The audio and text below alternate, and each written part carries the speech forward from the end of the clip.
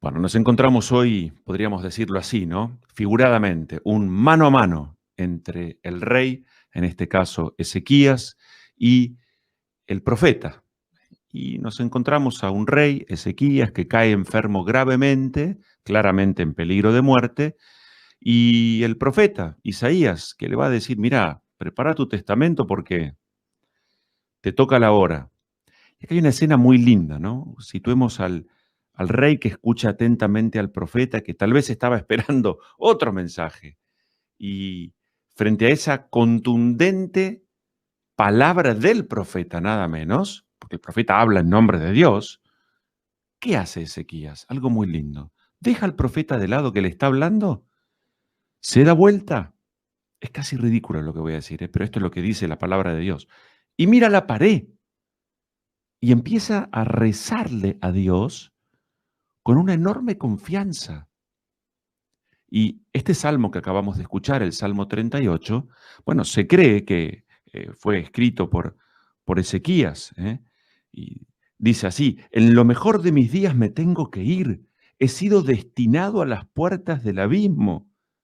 Yo decía, ya no contemplaré al Señor en la tierra de los vivientes. Arrancan mi morada y me la arrebatan. Como un tejedor, yo enrollaba mi vida, pero Él me corta la trama. Bueno, lo cierto es que esta oración llena de confianza del rey es una oración que es, como toda oración, oída por Dios. Y Dios ve y escucha no solo la oración, sino la profundidad eh, de ese corazón que pide, que confía. Y entonces nuevamente le manda a decir al profeta, te regalo 15 años más de vida. Bueno, más allá de la escena de los años de vida y de este reloj que se atrasa y demás, lo que está, me parece, por debajo, es esa oración presente en el corazón del hombre, que aún teniendo certeza de se terminó todo, no deja de anteponer su oración confiada, creyendo que Dios puede, lo que la misma realidad que ve en sus ojos muy probablemente no cambia. Entonces, lo que está, me parece, decíamos, por debajo es la oración. Es este modo que tenemos privilegiado de entrar en relación con Dios. Dios sale a nuestro encuentro, nos busca. Y ya que nuestra alma tiene sed de Dios, y eso es lo que está presente en nuestro corazón, aunque esa sed no seamos capaces de buscar al Dios de las cosas, sino que muchas veces intentamos calmarla con las cosas que están en el mundo, y no es por ahí. La oración es ese modo de ubicarnos. ¿Quién es Dios? Decía Teresa de Ávila. ¿Quién soy yo? Y aguantarme la diferencia. ¿eh? La oración es estarse delante de aquel que sabemos que nos ama, decía Teresa la Grande. La oración es algo que no debería faltar en el día a día de nuestra existencia. Es Dios que también anda solícito, nos busca, nos desea y quiere que compartamos con Él eh, lo que vamos viviendo. Evidentemente, la misa es un momento de encuentro profundo con el Señor, pero yo me estoy refiriendo a ese encuentro personal, donde podemos, así como aprendimos de pequeñitos, ubicar en nuestra oración esos 4 momentos, ¿no? El primer momento, la alabanza y la adoración. Nos situamos, preparamos un lugar, preparamos un tiempo, sacamos de lado todo lo que nos pueda distraer. Eso es un acto de verdadera calidad. Alabar y adorar a Dios. En segundo lugar, la oración de intercesión. Empezamos a poner las necesidades y al prójimo en nuestra oración. Luego la oración de petición, porque lo ha dicho el Señor, pidan y se les dará. Y además tenemos que pedir con fe. La oración es también un don de Dios que debemos pedir. Dentro de esta oración de petición habrá que hacer lugar también importantísimo a ese espacio donde pedimos perdón a Dios, repaso el día, cómo me estoy moviendo, qué es lo que estoy diciendo, cuáles son mis actos, cómo son mis palabras. Entonces, la oración se convierte en un momento de profunda reflexión y eso es vida para mi vida.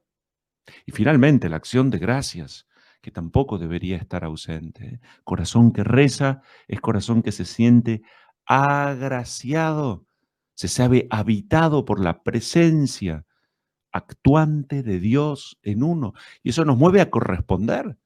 Cuando yo siento que la vida la he recibido como un don, como un regalo, que este día que Dios me ofrece, me da, es para que haga todo el bien posible, cuando encuentro en mi vida que es mucho más grande el peso de todas las bendiciones por la vida misma, la fe, etcétera, etcétera, que las tragedias o los problemas, entonces eso me mueve al agradecimiento. La oración es comunicación del alma con Dios. ¿Eh? Y nunca será suficiente, con lo cual en este misterio entre Dios y el hombre, la oración no es un condimento, un aditivo más, debería ser un eje central en nuestra vida. Y es algo sobre lo que tenemos que reflexionar. Miramos a los grandes personajes del Antiguo Testamento, miramos a los santos, tenemos las fuentes de la oración, que es la palabra de Dios, los salmos especialmente, la liturgia de las horas, la creación que nos rodea, y también como letra para nuestra oración, aquello que vivimos y viven quienes están a nuestro lado. Entonces, no disponer de un tiempo, de un espacio, de un lugar, no disponer nuestra vida para encontrarnos con aquel que sabemos que nos ama, reconociendo también que no hay actividad más eficaz en la vida que la oración, es estar viviendo mal nuestra condición de hijos de Dios. Porque si hay algo que pide el sabernos hijos de Dios, es entrar en relación con nuestro Padre.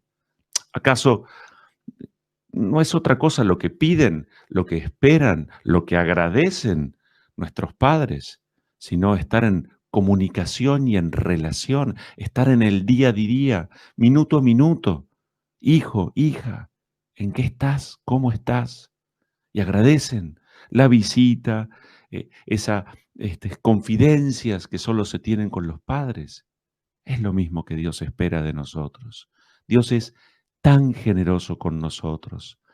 Seamos también capaces de corresponder esa generosidad entrando en relación con Él. En el Evangelio lo hemos leído tantas veces, ¿no es cierto? Esto que Jesús critica de los especialmente fariseos, ese rigorismo, esa interpretación, esa de la casuística de una forma tan dura, es la ley sin el amor, separar la ley del espíritu de la ley.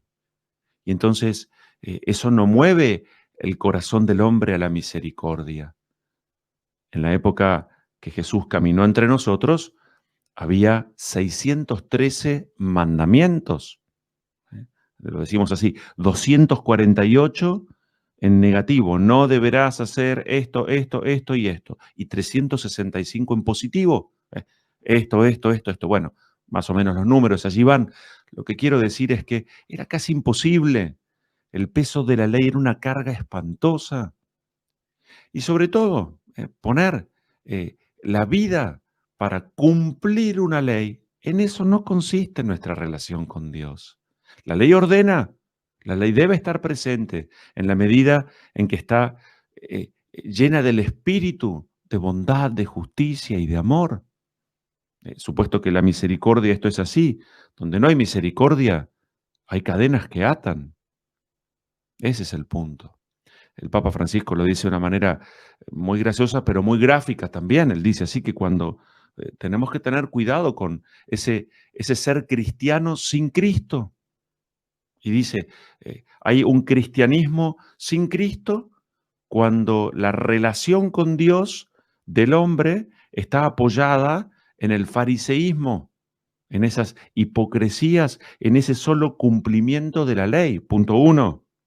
Punto 2, cuando las devociones, cuando la vida de fe consiste en una acumulación de devociones pero no hay un encuentro con Cristo. Eso es cartón pintado.